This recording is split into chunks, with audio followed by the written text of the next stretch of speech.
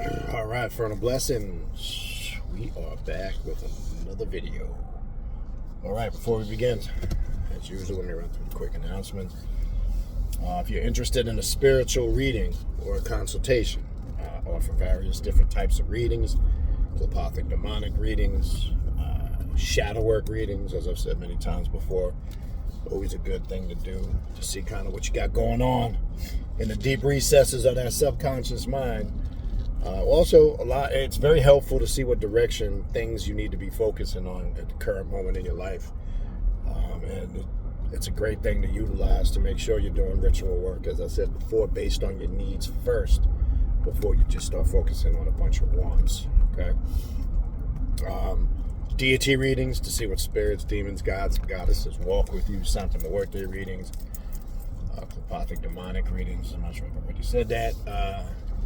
Anyway, if you're interested in any of those aforementioned readings, or maybe you're just interested in a spiritual consultation, and there's some particular area that you want to focus on spiritually, shoot me an email, khnum19@gmail.com, and I will send you information on how to book a reading. In your email, please include, very important, speeds up the process, saves back and forth emails and wasting time. Please include a full, thorough weekly availability. Excuse me, when you're available, not just I'm available Wednesday at 2 o'clock. Doesn't work like that. Wish it did, but unfortunately it just doesn't. And send me the time zone that you live in along with that full weekly availability, and I will find something that works for both of us. Just keep in mind, extremely busy. So it usually takes, I usually get to people fairly quick, or at least 2 days or more, depending on your availability. All right, khnum19@gmail.com. That's the email you want to hit me up at requesting a reading or a consultation. Excuse me, if you want to sign up for classes, the way to sign up for classes is go to the official Primordial Chaos Patreon page, patreon.com/Baniti, Baniti. Tier 3, that's the tier you want to join. That's going to give you access to the 3 private classes I do every month on Patreon, in addition to the group ritual we all do together at the end of the month. Keep in mind, when you do join the Patreon page, you do not just get access to the classes from the day you join moving forward. You get access to everything in the archive going back 4+ years. Okay? There's a bunch of ongoing series, as I've said before. Their continual content is constantly being added to them. To check out all the different classes that I offer, go to my Patreon page at patreon.com/Baniti, Baniti, tier 3. And you will see in the collection section, you will see all of the archived classes. Okay? They're all categorized and in numerical order. So when you join, not only the group ritual work you get access to everything, all the ritual and classwork that's in the classes over the last 4+ years. Okay, so check that out.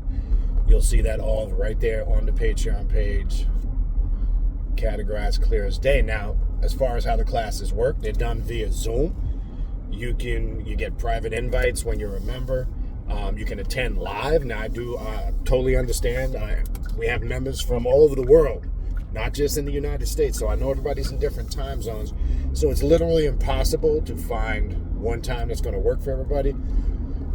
If you can't make the live is great to come to because you can interact with me. You can ask me questions directly. You can interact with others in the classes. But if you can't get there live, because I know everybody has different schedules, everything is archived and recorded, so you won't miss a class, right? It's really for the individual that wants to take their path of self-mastery to that next level. If you want to put in work, you don't want to just read books and just talk about it, and you want to, as they say, be about it, well, this is the thing you might want to take a look at. Tier 3 on my official Patreon page, patreon.com/Baniti, Baniti, tier 3.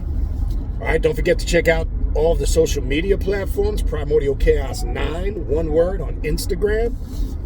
Primordial Chaos, 2 words, on Facebook. And the TikTok page is up and running. Primordial Chaos, 2 words, on TikTok. That's the best place to stay up to date about classes, events, things that we got going on, all of that I post on all of those platforms, so you can stay abreast of what it is I'm doing. I also put every month on those social media sites what the list of classes are for the month on Patreon and the Ritual. So you always see what's going on there. But if you really want to get involved on an internal level of what I'm doing here at Primordial Chaos, join the Patreon page. All right. Also, don't forget to check out the Primordial Chaos podcast, available on Spotify, all major podcast platforms. The direct link to the podcast, my contact email address, the social media sites, the direct link to the Primordial Chaos Patreon page to sign up for classes. All of that information is in the description box of this video that you're watching right now. All right, you see the title, Loki. Understanding Loki and the adversarial path and current. I've never really done an official video or focused on a specific segment talking about Loki. Now, obviously what inspired me to do this today, we, on the Patreon page last night, as the recording date of this video, last night, we had a left-hand path Norse mythology and runes class, which those classes, man, it opens up the door. It surprises me sometimes as we're building in those classes, how it opens up the door to higher levels of understanding. Now, whether you're very familiar with the Norse mythology or maybe you're not too familiar with it, it's really irrelevant. You'll understand what I'm about to say, but I would encourage you, if you are an individual that's not familiar with it, study it. Take a look at it. There's a lot of hidden gnosis, and just like any other mythology, you can ritualize the whole Norse pantheon, just like anything else we do on this path.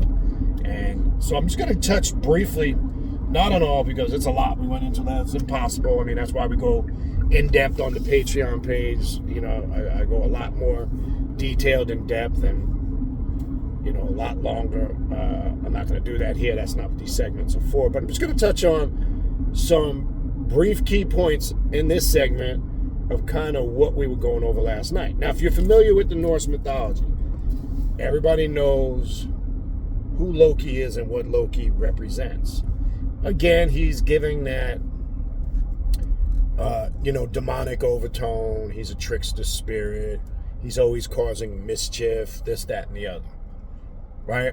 We can liken, we see that in the form in some of the ATRs of the African traditional religions with the Legba, Legba. I mean, we see those attributes. Any adversarial deity that's adverse to the main foundational principles of the spiritual path of that current is always given that trickster title. Now, as you guys know, I'm not really big on that, right? Because, as I said in the past, for an example, they refer to Elegua as the trickster.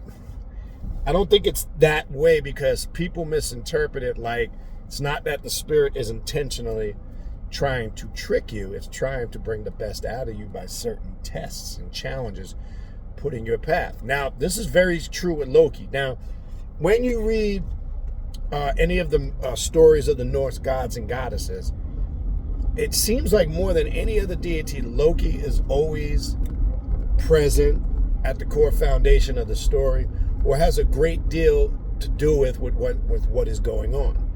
So last night in that class, we were covering some stories and the connection between Thor and Loki, right? The Norse god Thor, who's a very prominent god in the Norse mythology, right? And what he represents. So we were reading the stories about how Thor's wife, how she had this like amazing, long, beautiful hair that was like the most stunning thing a man could see. And some of the stories, it started out, she loses her hair where it appears somebody snatches her hair. It's lost. And somehow this is attributed to Loki. And I'm just going to give you the short version. So Thor sets out for revenge, looking for Loki. Then there's this whole battle that ensues. It appears, and this happens a lot in the Norse mythology, it always appears that Loki's going to be destroyed, killed, or completely annihilated and rid of, and it never happens. Sometimes he remanifests or resurrects even stronger than he was before. And this is always almost a regular theme, that this shit happens all the time. And in this particular series of stories with Thor, this happens. So, long story short, when you have time to read the whole thing, I'm not going to get into all the particulars. After battling Loki, meaning Thor, there was more to this story, right? This was more about Thor being able to channel his power and his energy, his greatest weapon, his greatest powerful magical tool, his hammer. Instead of just using it for justice, revenge, destruction, and war, he was also going through where Loki was trying to show him how it can be used for so much more, not just that. So, long story short, it's as if he goes through some type of initiation and comes to a greater understanding of his power.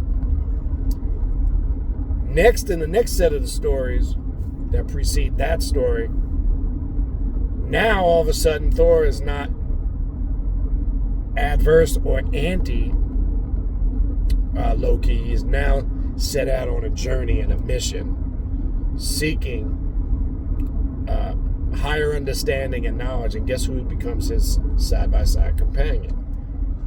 So Loki places a test in front of him. I'm not going to get into the whole story of the goat and the bones of the goat. There's a lot of esoterical, but again, if you want to know more about all that in the story and how that is broken down, go to the Patreon class. You'll see. This is a quick tutorial. So now he's walking side by side with Loki, and they're on a mission or a journey. So Loki decides he's going to see, has Thor really learned to harness his power, or is he still just a very aggressive, emotional, reactionary being? But pay attention. This sound familiar. This is really represents you. This is us on this journey, on this path. So he carries out this incident to see if Thor is going to get upset and angry. Surprisingly, he's a bit taken back that he doesn't. He handles this particular situation very wisely. Doesn't react off of raw emotion and anger. So it shows Loki that he's growing. He has a better understanding. He knows how to harness his spiritual power. Everything in his spiritual power is just not about anger and destruction and revenge and just, operating off of all that raw aggression, which is needed sometimes, don't get me wrong. But Thor was learning how to channel his power. Just some other brief tidbits from the story. He goes into the underworld, encounters all different types of magical beings. There's acts of sorcery and witchcraft that have to be displayed in this battle. This is all in the deep recesses of the subconscious mind. Now, the thing I always want to point out, Loki is always a central figure in these stories. He's always at the root of it. And Loki, just like any other adversarial mask or current that we work with, his job is to do the same thing, no different than the others, to bring out the god or the goddess in you, the divine, the divinity, whatever you want to refer to it as. That's Loki's job. So it's not that Loki's a trickster spirit, right? Because you could read in some of the stories, they paint a very obnoxious sometimes description of him. And those that study, we know. But it's just maybe there's newer people coming across the path that are trying to learn, and then they come across some of the negative shit. Because I've literally had people that don't know nothing about the occult. And when the topic of the Norse gods and goddesses come up, especially Loki, they always look at Loki as some demonic, evil entity that you should never even fuck with. Okay? Well, that's not true.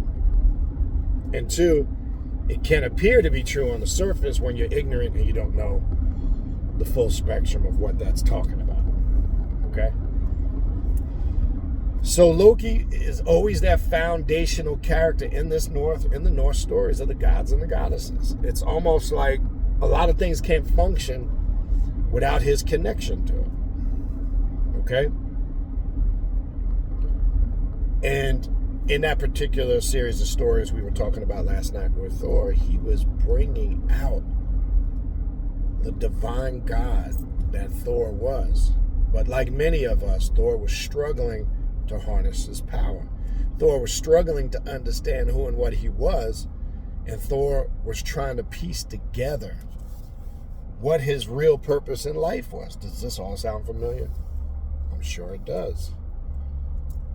That kind of represents us as we're navigating on the path that we're searching before we get here. Okay? Right? And so, look, I don't want anybody to look at this story or stories or get the understanding of Loki being some, what an outsider look at him would call some evil type of entity. But the one thing, as I said earlier in the video, that really always stood out to me, always, he seems to have his hand in every aspect that you study. In a lot of the different stories that were recorded down in some of the, in the Norse text that depicts their stories, it's like he's encoded in every one. Like and almost like it can't function if he doesn't have his hand or some part in it. Okay? So you will see across the board, and one of the other things we were talking about last night is the synchronization and connection with some of these gods and goddesses and other paths. There was a lot of people in the class last night making correlation between, Thor or Loki with this particular deity and this particular culture, this, that, and the other. Okay? So, is that a coincidence? No. And as I told everybody in the class last night, and I reiterate to everybody here watching on YouTube, sometimes people want to hear validation when they say something is synchronized or is this deity similar to that deity, this, that, and the other. As I said, I'm going to say to you guys watching this YouTube video to what I said to them last night. When you see the natural connection, that's your confirmation. You don't need to have somebody validate it, or you need to see it in a book to validate it within yourself. I'm sure people have talked about a lot of those things in books. I don't know sections offhand, nor do I care to, because that's not the important thing. The important thing is, where am I at in my understanding of the information that I'm studying? Okay? That's the important thing. And that's the thing you need to be, focused on. Where am I at in my spiritual studies and my understanding? Okay? Because, look, you can have a different perspective of many different things you come across in information and knowledge. And as we know, perspective has root in the word perception, right? We all know this is common sense, right? So it's sometimes certain questions like that you can't really give. There's not really one particular definitive answer for questions, especially in regards to that. Okay? So you've got to take it for what it is. So as I was telling everybody last night in class, you don't need some outside validation. And I know most people say, no, that's not why I'm asking. That's not why I'm trying to do it. Sometimes you're not aware.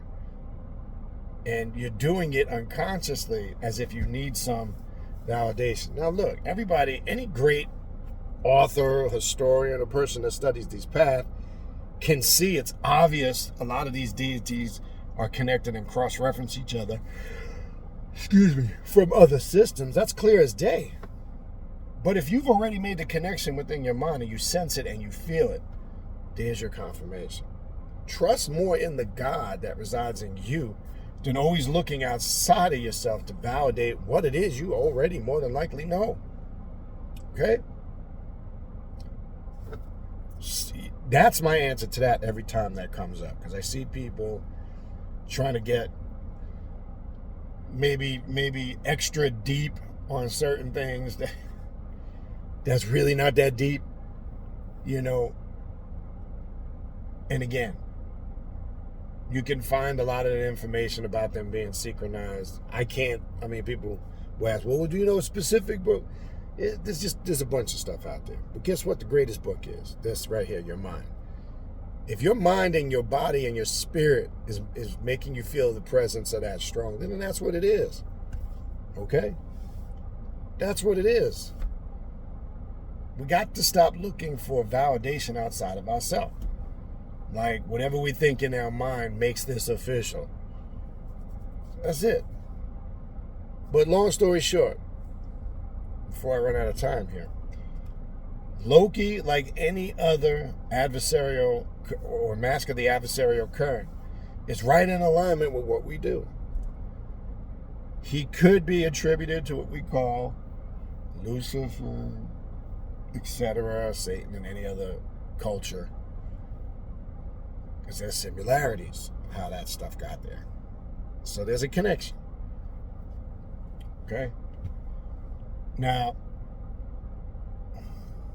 just like any other pantheon of mythology, let's say Egypt for an example, it's very easy to create rituals for these pantheons, including the Norse mythology or the Norse gods and goddesses. Now look, if you're not somebody who's too familiar with them, obviously you want to get yourself familiar with them before you start carrying out any ritual work. Okay? So, look,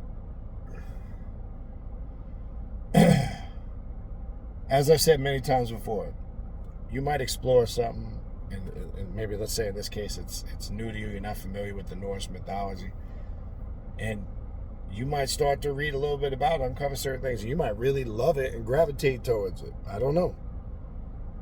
But it could happen the other way, where maybe you just don't show that a great interest in it. But there's only one way to find out. Okay? Explore. Okay?